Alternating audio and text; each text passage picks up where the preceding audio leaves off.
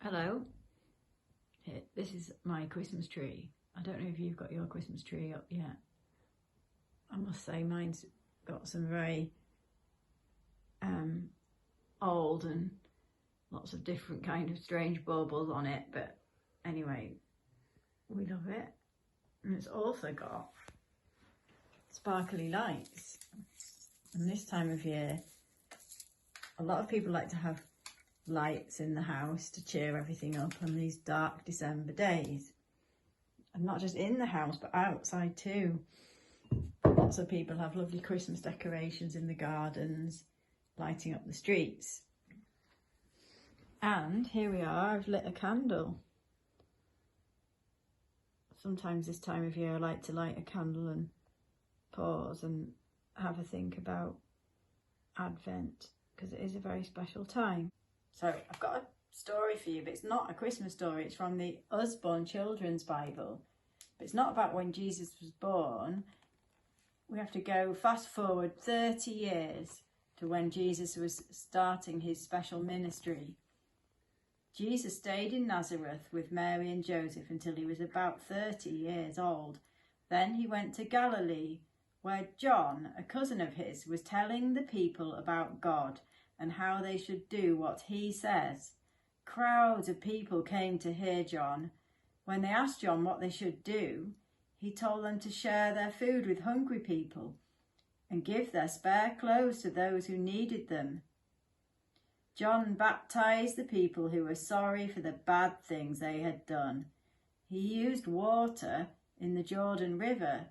This meant they were sorry for their bad lives and could start again by leading good lives. I baptize you with water, John told them, but one is coming who is much greater than I. I'm not worthy to undo his sandals. He will baptize you with the Holy Spirit. So John was preparing the people for when Jesus was going to come and start his ministry. And now I'm going to read a little bit from the Youth Bible from John chapter 1, beginning at verse 6. There was a man named John, and that's the same John that we just read about. He was sent by God. He came to tell people the truth about the light, so that through him all people could hear about the light and believe. John was not the light, but he came to tell people the truth about the light. The true light that gives light to all was coming into the world. So the true light that gives light to all the world was coming. And that true light is Jesus.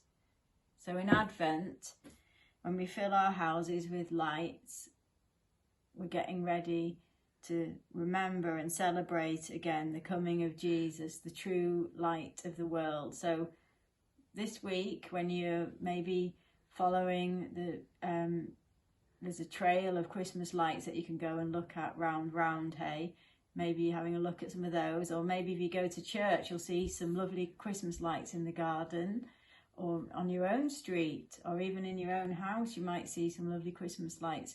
Try and remember that the light is really special for Christians in Advent, because it's reminding us that Jesus is the true light of the world and he is coming for us at Christmas. Thank you. Dear God, thank you for the light that you have created. Thank you that you saw that your beautiful world needed another kind of light. Thank you that you sent Jesus to be a light in the world. Please help us to be lights to those around us. Amen.